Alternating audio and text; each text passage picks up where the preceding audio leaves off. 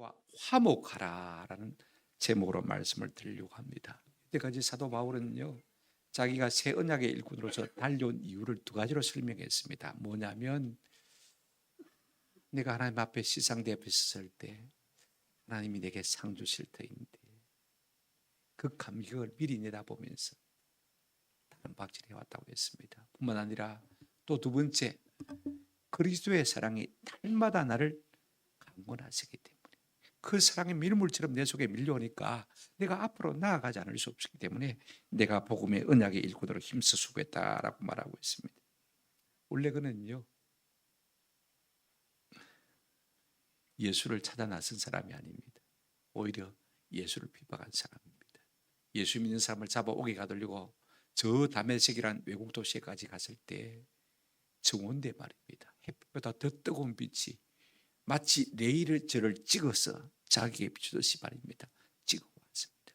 자기 혼자 간 건 아닌데 옆에서 많은 사람들이 있었음에도 불구하고 그 강한 빛이 자기 혼자만 딱 둘러 비추면서 사울아 사울아 내가 나를 어찌하여 나를 핍박하느냐 하나님 말씀하셨습니다. 콕 집어서 자기를 계시해 주신 그 부활하신 주님의 사랑, 강권하시는 그 주님의 사랑에 너무 감동해서 하나님께 미쳤다. 만일 내가 미쳤어도 하나님을 위한 것이요. 그랬습니다. 미쳤다 말은 이렇게 됐다는 말보다는 어떤 의미가 있습니까? 한번 더 합시다. 하나님의 사랑에 푹 빠졌습니다. 미치면 좋은 점도 많아요. 특별히 우리가 하나님께 미치면 참 좋은 점이 많습니다. 잘못되지 않습니다. 이상한 사람이 되는 것은 아닙니다. 하나님의 은혜와 진리와 사랑이 내 가슴 속에 계속해서 풍성하게 채워지는 것입니다. 이로 말하면 이타적인 사람이 되어집니다. 유익한 사람이 되어집니다. 온전한 사람이 되어집니다. 그래서 17절에 뭐라고 했습니까? 그런 적 누구든지 그리스도 안에 있으면 새로운 뭐다? 피조물이다 그랬습니다. 새로운 피조물이라는 의미는요, 상당한 많은 의미를 담고 있습니다만 다시 제가 지난 시간까지 리바이벌 해야 되니까 못하고 시간이 없으니까 말입니다. 이 말은 어떤 의미냐면 새롭게 재창조됐다는 것입니다. 어떤 사람으로요? 한번 앞에다 화목케 하는 직분자로. 그래서 하나님께서 화목하게 하는 말씀을 우리 가운데 주셔서 세상에 보내시겠다 그 말씀인 것입니다. 하나님과 화목하게 되어진 자로서 하나님 앞에서 화목하게 하는 직분을 받은 자로서 그 말씀을 받은 자로서 사도 바울은요 다시 고린도 교회를 향해서 이렇게 말하고 있습니다. 두 가지를 말씀하고 있죠. 5장 20절 보시면 끝에 보십시오. 그리스도를 대신하여 간청하노니 너희는 뭐하라? 하나님과 화목하라. 6장 1절에 보시면 하나님의 은혜를 헛되이 받지 말라. 사실 이 두 가지는요 하나입니다. 뒤집어 말한 것이죠. 그죠? 하나님과 화목하는 사람은 하나님의 은혜를 헛되이 받지 않습니다. 하나님의 은혜를 제대로 받는 사람은 하나님과 뭐한 사람입니까? 화목한 사람인 것입니다. 여러분, 우리 인류의 가장 중요한 명제가 있다면 바로 하나님과 화목하는 것입니다. 아멘. 하나님과 화목하지 아니하고 하나님과 원수되고는요 우리가 이 땅에서 성공적인 삶을 살 수가 없습니다. 저는 우리 모두가 하나님의 은혜를 헛되이 받지 아니함으로 말미암아 하나님과 화목하는 은혜가 있기를 주님의 이름으로 축원합니다. 첫 번째로 우리가 생각할 것은 하나님과 화목하라는 권면의 내용을 좀 생각해 보려고 합니다. 20절 보시길 바랍니다. 그러므로 우리가 그리스도를 대신하여 사신이 되어서 하나님이 우리를 통하여 너희를 권면하시는 것 같이 그리스도를 대신하여 간청하노니 너희는 하나님과 말아 화목하라. 사도 바울은 그리스도의 사신이 되어서 그리스도의 마음을 가지고 권면하고 간청한다고 말하고 있습니다. 고린도 교회뿐만 아니라 오고 갈 수많은 성도들을 향해서 너희는 하나님과 화목하라라고 말씀하고 있습니다. 이 말씀은요 많은 인류가 하나님과 불화하고 있다는 것을 전제로 말하고 있는 것입니다. 많은 인류가 하나님과 원수됐다는 사실을 전제로 해서 말하고 있는 것을 볼 수가 있습니다. 그러므로 우리 인류의 절체절명의 명제가 있다면 하나님과 뭐 하는 것입니까? 원수되었다면 빨리 하나님과 화목해야 되죠. 우리가 사람 누구와 화목해도요 얼마나 힘든지 모릅니다. 부부가 싸워도 어떤 사람은 16년 동안 한 집에 살면서도 따로 각방 쓴대요. 얼마나 불편하겠어요. 부모와 자식 사이도 몇 년 동안 말 안 하고 전화하지 않고 사는 부모 자식 참 많습니다. 얼마나 불편하겠어요. 사람과 불화해도 힘이 든데 하물며 하나님과 불화하고서야 우리 인생이 어떻게 잘 될 수가 있겠습니까? 사도 바울은 무슨 자격으로 이 말을 하는지, 어떤 태도로 이 말을 하는지, 왜 이 말을 하는지 우리에게 구체적으로 말하고 있는 것을 볼 수가 있습니다. 첫째로 우리가 생각할 것은요, 하나님과 화목하라고 하는 이 사역의 자격이 무엇입니까? 무슨 자격으로 지금 사도 바울이 이 말을 하고 있습니까? 20절 한번 보시기를 바랍니다. 우리가 그리스도를 대신하여 한번 합시다. 사신이 되어, 제일 첫 번째 빨간 줄이 올라와야 되는데, 그러므로 우리가 그리스도를 대신하여 뭐가 되었다고요? 사신이 되었다. 이미 하나님께서 사도 바울에게 하나님과 화목하게 된 자로서 화목하게 하는 직분을 주셨고, 19절이죠, 그죠? 18절에 그 다음에 화목하게 하는 말씀도 뭐 하셨습니까? 주셨습니다. 부탁하셨다는 말은 그 화목하는 영을 우리 가운데 꽉 채워주셨다는 말일 것입니다. 그래서 하나님의 뭐가 됐다고요? 그리스도의 사신이 되었다, 이렇게 말하고 있습니다. 사신이 된다는 말이 참 재미있는 말입니다. 프레스비오라는 말인데, 이 말의 그 어근이라고 그럴까요? 프레스비테리온 하면 우리가 장로교회가 되지 않습니까? 프레스비테리온 하면 헬라어 그대로 하면은 장로가 되어집니다. 원래 뜻은 어른이 된다는 말입니다. 그죠? 그래서 우리가 장로란 말을 갖다가 한국적으로 가장 잘 고치고 번역하면 한번 합시다. 어르신. 예, 교회 어르신이라 그 말인 것입니다. 그러면 사신이 된다는 말과 장로가 된다는 말이 왜 비슷하냐 하는 것입니다. 옛날에는요, 사신을 보낼 때 젊은 사람을 보내지 않습니다.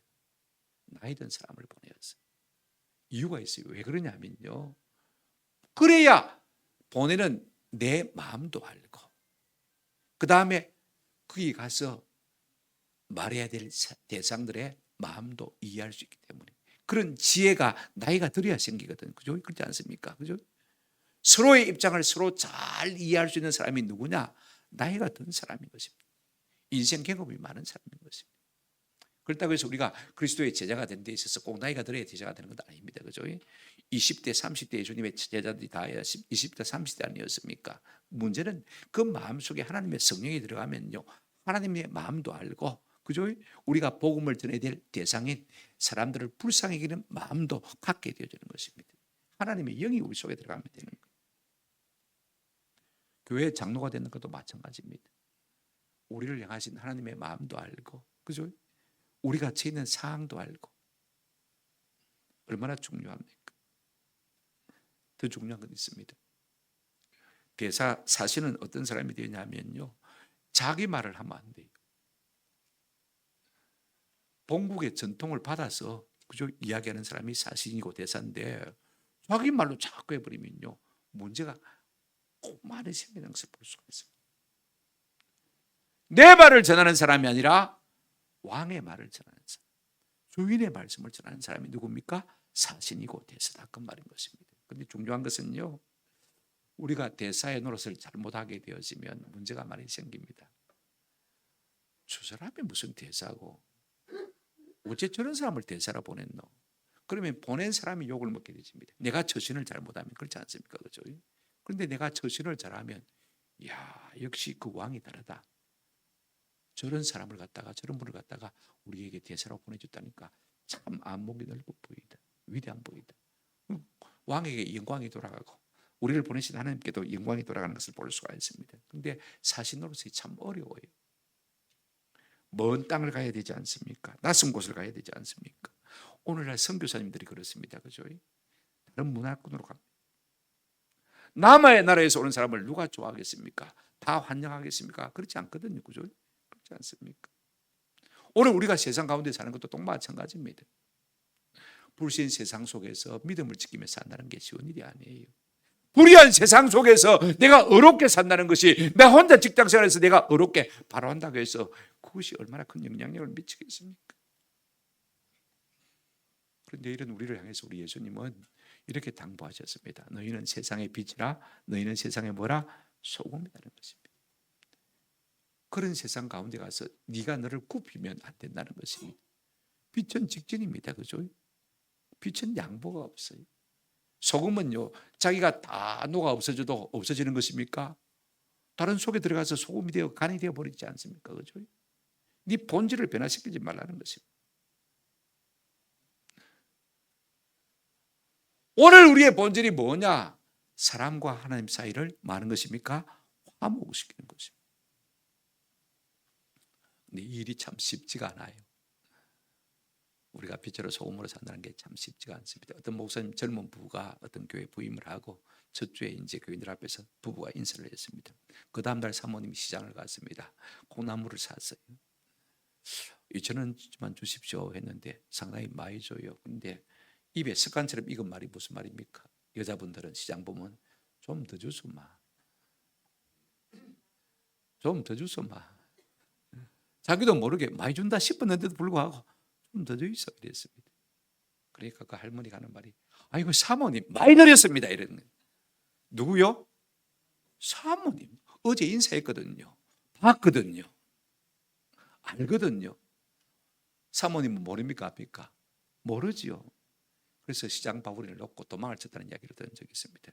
여러분 우리 예수 믿는 사람이 어디 시장 가서 물건을 고를 때 이것저것 다 띠적띠적 해놓고는요. 이거 안 사요 하고 놓으면요. 뒤고 어떻게 되는 거 뭐 하는지 아십니까? 제가 실제로 그런 일을 경험한 적이 있거든요. 저기 교회 집사라고.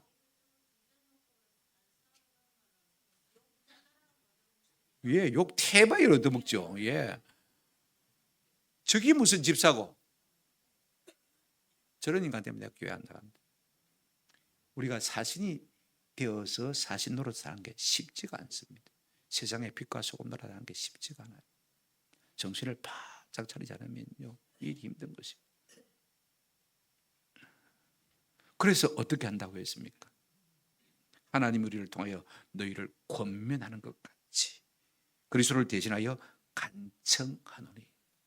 우리가 사람과 하나님 사이를 화목시키는 사람으로서 어떤 자세와 태도를 가지고 일해야 될 것을 사도 바울에게 모범을 통해서 보여주는 것을 볼 수가 있습니다. 한번 따라합시다. 권면하고 간청한다. 권면한다는 것은 부드럽게 말한다는 것입니다. 간청한다는 말은 집요하게 말한다는 것입니다. 한두 번 말해보고 치워버리는 게 아닙니다. 왜?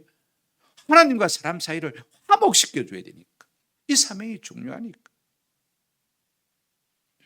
왜 그리스도를 대신해서 간청하고 권면하는 것입니까?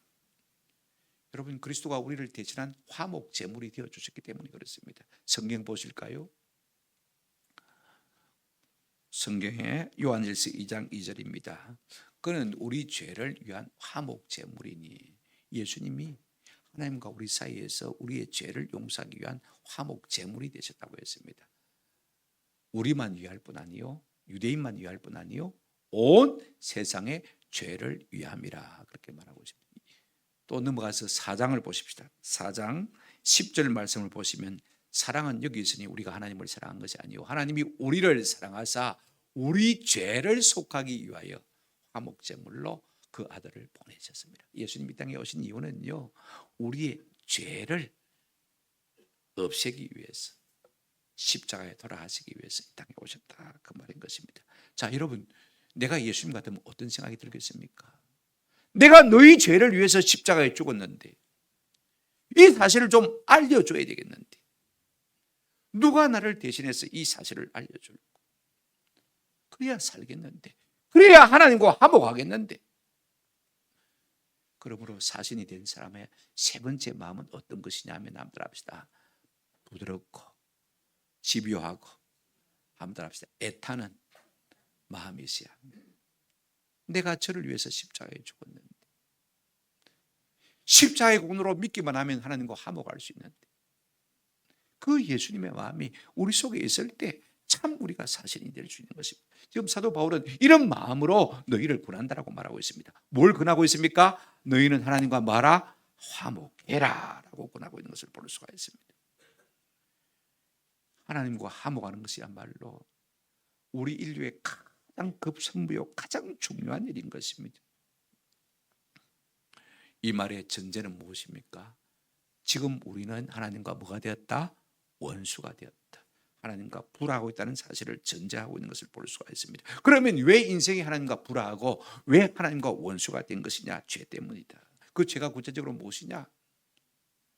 하나님처럼 되려고 하나님을 대적한 것입니다. 반역죄입니다. 여러분 창세기 3장을 보시면 아담과 하가 범죄할 때 사단이 미혹합니다. 그죠? 선악과를 따먹으라고 했습니다. 결정적인 말이 무슨 말이냐 하면 내 눈이 밝아져서 한번 따라합시다. 하나님처럼 될 것이다. 우리가 피조물인데 하나님 된다는 이 말에 넘어갔습니다. 그래서 선악과를 본 적 보암직도 하고 먹음직도 하고 탐스럽기도 한지라. 이것은요 하나님을 반역하는 죄인 것입니다. 이 죄가 있는 한 하나님과 우리 사이는 영원히 원수입니다. 아멘? 그렇습니다. 그런데 우리 주님이 오셔서 화목에 총매라 그럴까요? 화학으로 말하면요. 제가 좋아하는 말씀이 로마서 5장 6절, 8절, 10절 말씀입니다. 한번 보십시다. 로마서 5장 6절입니다. 우리가 뭐 할 때? 연약할 때. 그리스도께서 경건치 않은 자를 위하여 뭐 하셨다? 죽으셨다. 그 다음 말씀 보시면 8절에 우리가 아직 뭐 되었을 때? 죄인 되었을 때. 죄인이란 말은 하나님과 원수됐단 말입니다. 그런데 그리스도께서 우리를 위하여 죽으심으로 하나님께서 우리에게 대한 자기의 사랑을 확정하셨는데 그 다음 말이 중요합니다. 10절 보십시오. 곧 우리가 뭐 되었을 때? 원수 되었다. 이제는 강하게 바로 직선적으로 말하고 있습니다. 그의 아들의 죽으심으로 말미암아 하나님과 화목하게 되었은즉 예수님이 십자가에 죽으심으로 말미암아 우리의 죄값을 다 대신하시고 치르심으로 말미암아 이제는 하나님과 불할 이유가 없게 되어진 것이죠. 예수로 말미암아 우리가 뭐가 되었다? 하나님과 화목하게 되었다라고 성경 우리에게 말해주고 있는 것을 볼 수가 있습니다. 그러면 우리가 어떻게 화목할 수가 있습니까? 예수님이 총매가 되셨다면 그렇죠. 가장 중요한 것은 이것입니다. 그분이 날 위하여 십자가에 달려서 돌아가셨다는 사실을 믿는 것입니다. 하나님이 아들을 보내주셨고 그 아들이 나를 위해서 내 죄를 대신 짊어지시고 십자가에 죽으셨다면 내가 그것을 믿습니다. 그러면 하나님이 우리를 용납하지 않으실 이유가 전혀 없는 것입니다. 근데 구체적으로 이걸 어떻게 말하고 있습니까? 보십시오. 화목하게 되는 이유를 설명하고 있습니다. 21절 한번 보시기 바랍니다. 한번 같이 읽겠습니다. 중요한 말씀인데요. 시작. 하나님이 죄를 알지도 못하신 이를 우리를 대신하여 죄로 삼으신 것은 우리로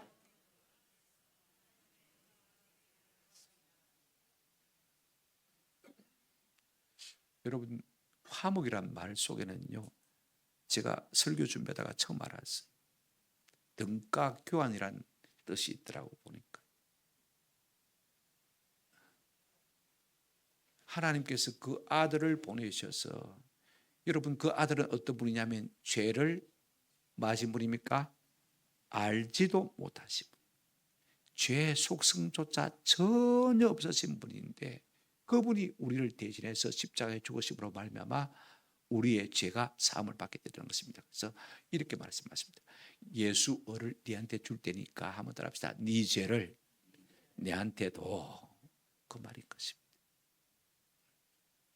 등가 교환이 일어난 것입니다. 같은 가격은 아니지만은요 대가를 치른 것입니다. 누가요? 예수 그리스도가 대가를 치르신 것. 그래서 이제는 하나님과 화목할 수 있는 발판이 마련되신 것. 하나님께서 먼저 우리에게 손 내미신 거예요. 의와 죄가 여기 대조되어 나타나지 않습니까? 하나님은 예수를 통해서 우리의 죄를 가져가시고 예수님의 의를 우리에게 입혀주셨기 때문에 이제는 더 이상 하나님과 우리 사이에 불화가 있을 이유가 없다는 말씀인 것입니다. 하나님은 의를 주시고 우리의 죄를 가져가셨습니다.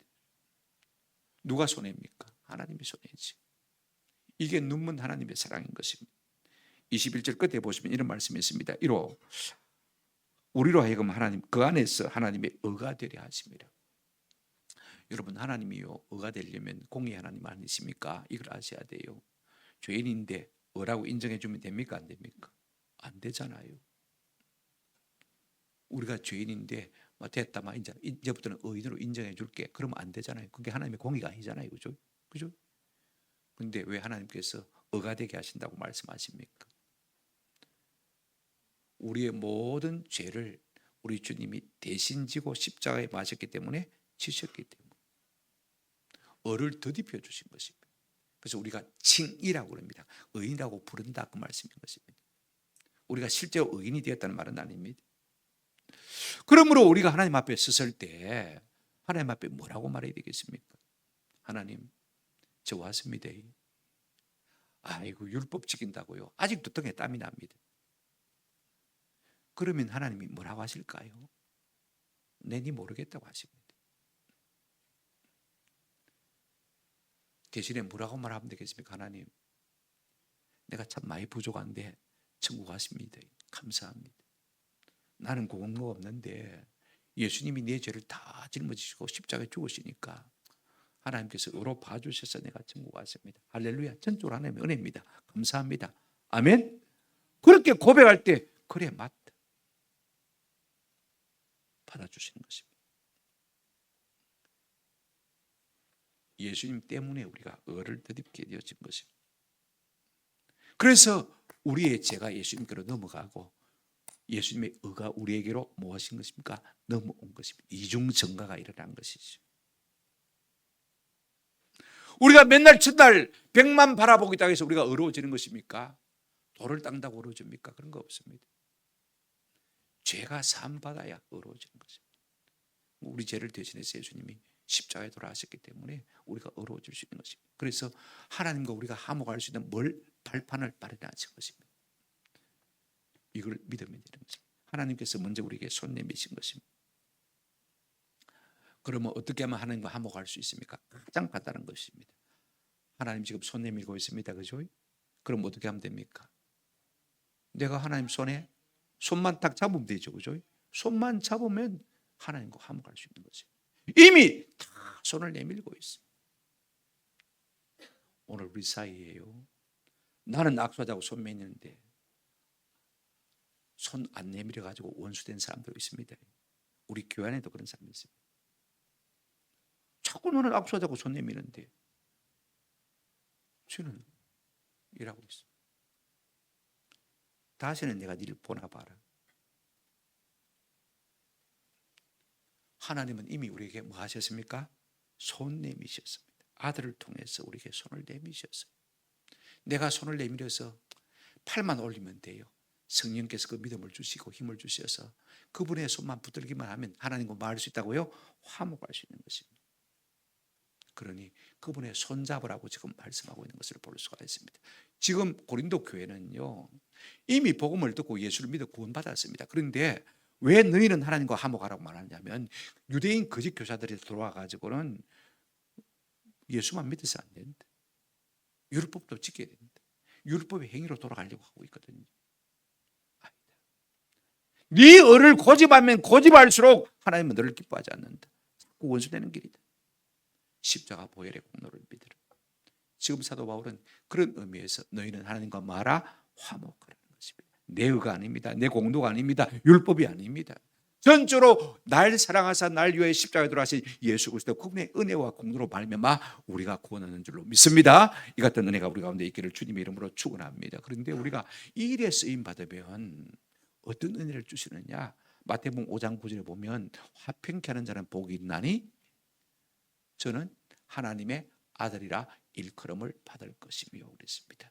우리가 하나님과 화목하게 된 자로서 또 다른 사람들을 자꾸 하나님과 화목하는 사람이 되어지면 세상 사람들도 저 사람 하나님의 사람이다, 하나님의 자녀다, 이렇게 말할 것이고, 하나님께서도 우리에게 한마디로 합시다. 너는 내 아들이다, 그렇게 일컬어 주실 것입니다. 여러분, 이 전도의 사명이 얼마나 중요한지를 우리가 한번 꼭 깨달는 은혜가 있기를 주님의 이름으로 축원합니다. 두 번째 사도 바울의 권면이 무엇입니까? 한번 따라합시다. 은혜를 헛되이 받지 말라. 6장 1절 보시길 바랍니다.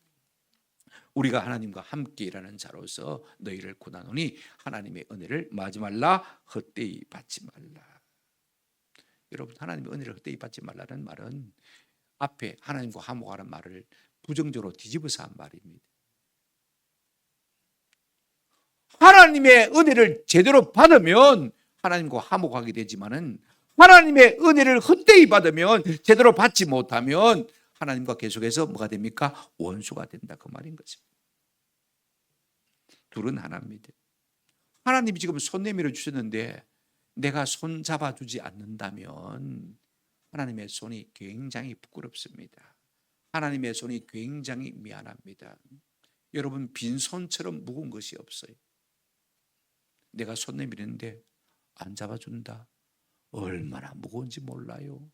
손을 거둬야 될지 계속해서 내밀고 있어야 될지 이 손이 얼마나 무거운지 몰라요. 나는 이렇게 탁 치고 싶은데 맞은편 손이 슬그머니 피해버려요. 얼마나 힘들겠어요. 얼마나 무안하겠어요. 내가 손 내밀 때 그 손 저버리지 말라는 것입니다. 그 은혜를 저버리지 말라는 말씀이 바로 이 말씀인 것입니다. 여러분 보십시오.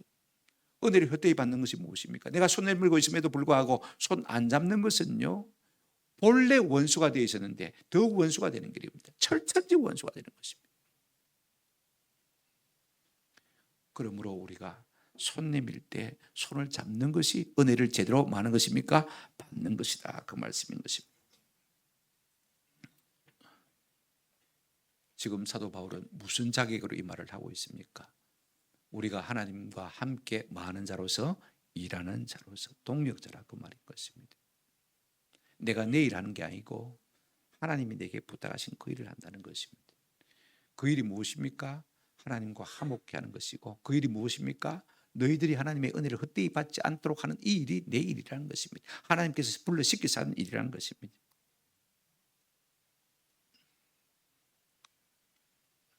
여러분 은혜를 헛되이 받지 말라 그랬습니다. 은혜가 무엇입니까? 그리스도의 강권적인 사랑이죠. 모든 사람을 대신해서 죽으신 그 사랑을 말하는 것입니다. 그걸 네가 헛되이 받지 말라는 것입니다.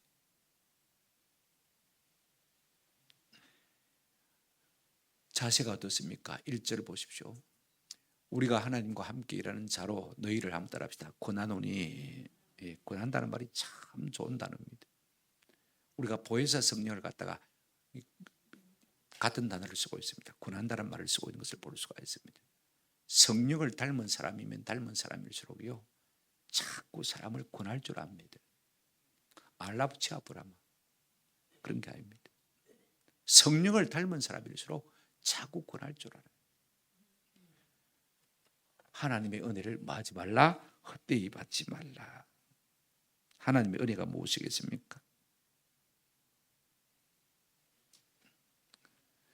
복음입니다. 복음. 사도 바울에게 은혜를 주시고 만나 주시고 그 복음을 들고 사도 바울이 어디까지 왔습니까? 고린도 교회까지 왔죠. 그 고린도에 전파된 복음이 오늘 2000년이 지나서 우리 한국에까지 왔지 않습니까? 여러분 그게 은혜고 그게 사랑입니다. 그게 복음인 것입니다. 헛되이 받지 말라는 말은 두 가지로 생각해 볼 수가 있습니다. 여러분 헛되이 받는다 이 말은요 목적 없이 받는다는 말입니다.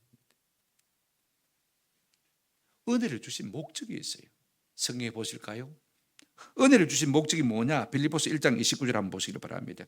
그리스도를 위하여 너희에게 은혜를 주신 것은 다만 그를 말뿐 아니라 믿을 뿐 아니라.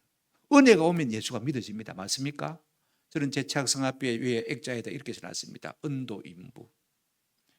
은혜가 이르면 내가 사람인 내가 떠오른다 그 말인 것입니다. 은혜가 와야 존귀게 됩니다. 은혜가 와야 사람이 제대로 일하게 되었습니다. 맞습니까? 은혜 안 받고 하나님의 일을 할 수가 없는 것입니다.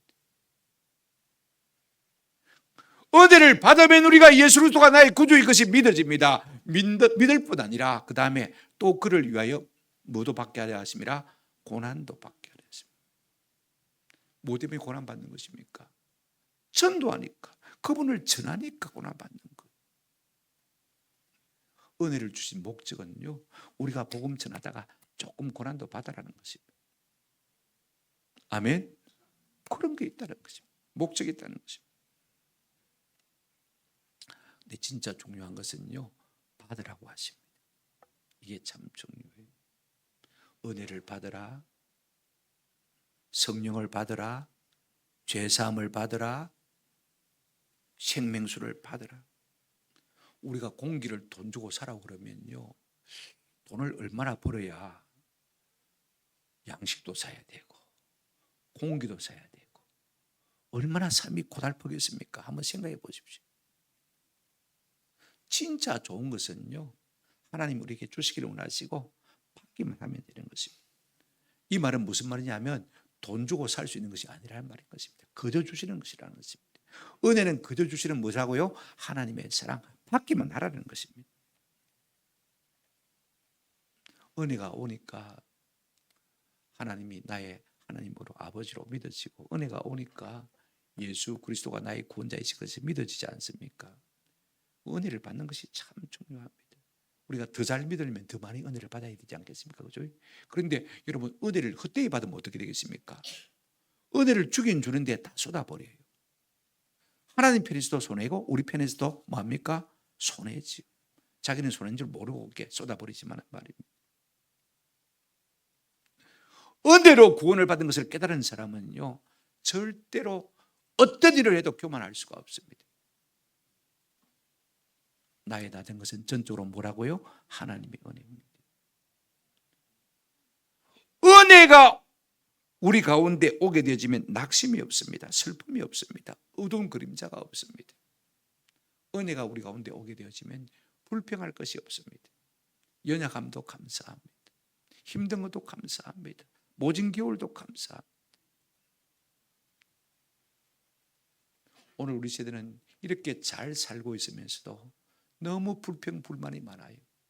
은혜를 받으면 결단코 사회주의자, 공산주의자, 노조 할 이유가 없습니다. 모든 것이 감사하잖아요. 은혜를 모르기 때문에 자꾸 그런 현상이 생긴 것을 볼 수가 있습니다. 왜 그러면 은혜를 받아야 되느냐? 여러분, 2절 말씀이 참 중요합니다.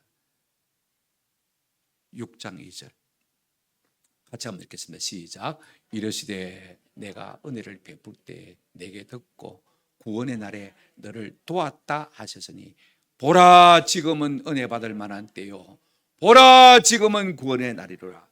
두 분이나 보라고 합니다. 뭘 보라고 하는 것입니까? 지금이 은혜 받을 때고 지금이 구원받을 때이기 때문에 은혜를 헛되이 받지 말라는 것입니다. 하나님의 은혜가 무한정 계속될 것으로 착각하지 말라, 그 말인 것입니다. 여러분, 은혜 중에 은혜는요, 우리에게 시간이 있다는 것입니다. 은혜 중에 은혜는 우리에게 기회가 있다는 것입니다. 우리가 돈, 지식, 건강, 자본, 능력 다 있어도요, 내게 주어진 시간이 없다면 아무것도 할 수 없습니다. 맞습니까?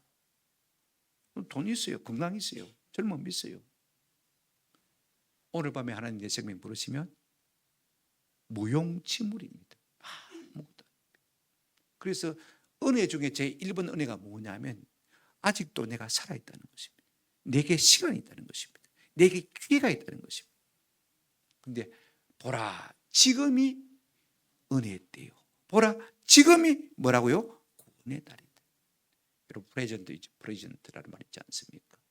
영어로 프레젠트란 말은 단어가 똑같습니다. 그죠? 그런데 어떤 때는 지금이란 말이 되어지고 어떤 때는 한번 더 합시다. 선물입니다. 지금이 선물이에요. 오늘 우리가 예배할 수 있으면 감사하십시다. 다음 주에 내가 은혜 받으면 되지, 그런 것은 없습니다. 아멘. 내가 내년에 은혜 받으면 되지, 내가 40살 넘어가서 은혜 받으면 되지, 그런 거 없습니다.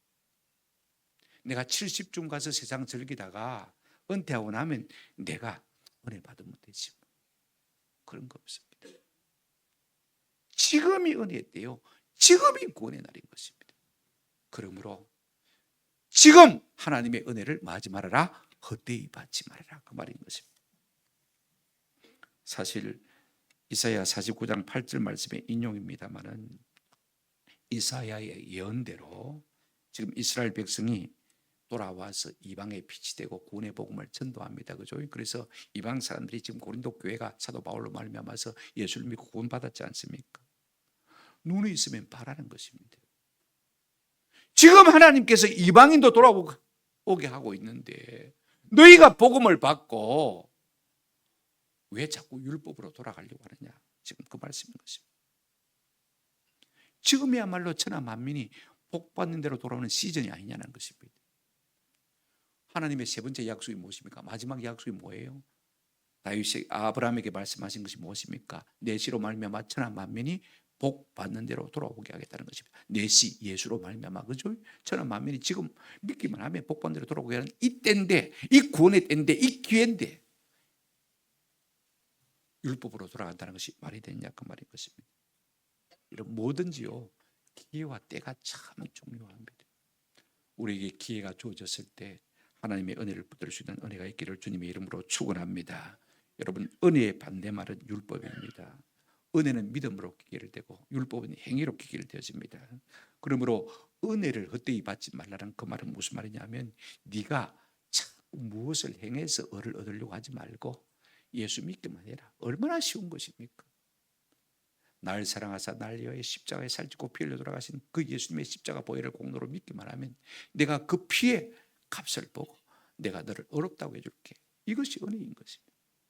저는 우리 모두가 오늘 이 시간 예수 그리스도 십자가의 공로를 믿어 하나님의 구원에 이르는 복을 누리시는 저와 여러분 되시기를 주님의 이름으로 축원합니다.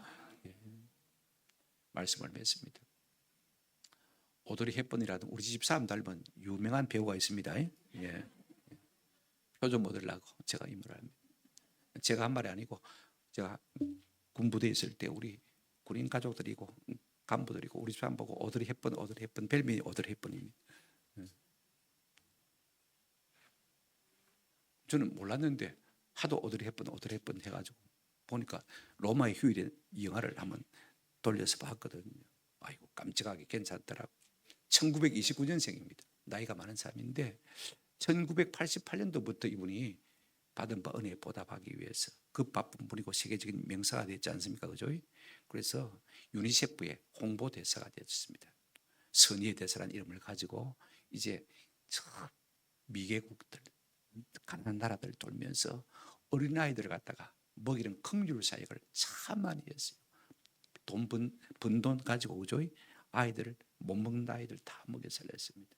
왜냐하면 자기가 2차 대전 때 홀 어머니 밑에서 아사 직전까지 갔어요. 굶어 죽을 뻔했는데 아동 기금을 통해서 밀가루 조금 얻어먹고 그래가 생명을 연장해가지고 살았거든요. 그 바쁜 사람이 그 귀한 일을 하니까 사람들이 다 궁금하지 않습니까? 그죠? 기자들도 궁금하고 어떻게 그 바쁜 틈을 내서 그렇게 귀한 일을 합니까? 하고 물어봤더니 내가 유니세프를 통해서 얻어먹고 살았는데 내가 이 일을 하지 않으면 누가 하겠습니까? 당연히 해야 되죠. 여러분, 우리가 예수 믿는 것이요 목사를 위해 믿어주는 거 아닙니다. 교회를 위해서 잘 믿는지 않은 게 아닙니다. 날 사랑하사 날 위하여 자기 몸을 버리신 그분의 은혜가 감사해서 당연히 그분의 은혜에 보답하기 위해서 뭐 하는 것입니까? 내가 주님을 사랑하고 그 다음에 주님께서 우리에게 맡겨준 하나님과 사람 사이를 화목케 하고 또 사람들에게 하나님의 은혜를 헛되이 받지 않도록 자꾸 도와주고 격려한 이 일을 하는 것입니다. 그러니 그 일을 하는 것이 지극히 당연하죠. 그 일에 사도 바울은 사신이 되고 하나님의 동력자가 됐다고 말씀했습니다. 우리가 일을 잘하면 하나님께는 영광이 될 것이지만은 우리가 이 일을 잘 감당하지 못하면 하나님의 이름에 먹칠을 하게 될 것입니다. 중요한 것은 이것입니다. 하나님이 이미 우리에게 손 내밀어 주셨습니다. 오늘 이 시간 우리가 하나님 매민 손에 내 손을 얹는 은혜가 있기를 주의 이름으로 축원합니다. 우리는 항상 질문하고 살아야 됩니까? 나는 매일매일 하나님과 화목하고 살고 있는가? 아니면 하나님과 불화한가? 하나님과 원수된 상태인가? 점검해 보시는 은혜가 있기를 바랍니다. 내가 하나님과 불화하고 있다면, 내가 하나님과 멀리 떨어져 있다면 그분의 내민 손 잡으시는 은혜가 있기를 주님의 이름으로 축원합니다. 나는 매일매일 하나님의 은혜를 제대로 받고 있는가 아니면 헛되이 받고 있는가 우리가 한번 점검을 해봐야 돼. 하나님은 우리에게 모든 것을 좋은 것을 주시기를 기뻐하십니다. 은혜라는 말 속에 모든 좋은 것의 다발이 다 들어있습니다. 종합 선물 세트와 같은 것입니다. 죄사함도 들어있고요. 이 땅에서 우리 가운데 존귀케 되는 모든 것이 다 들어있습니다. 한번 합시다. 은혜를 주십시오. 내가 은혜를 쏟지 않겠습니다. 이런 마음의 결단들이 날마다 우리 가운데 있어야 되는 것입니다. 그래서 그 은혜를 알고, 그죠? 다른 사람들도 야야 이 은혜가 얼마나 소중한데 쏟지 말아라. 그렇게 고민할 수 있는 그와 같은 삶을 살아갈 수 있는 저와 여러분 되시기를 주님의 이름으로 축원합니다. 아멘. 말씀을 생각하시면서 찬송가 523장입니다.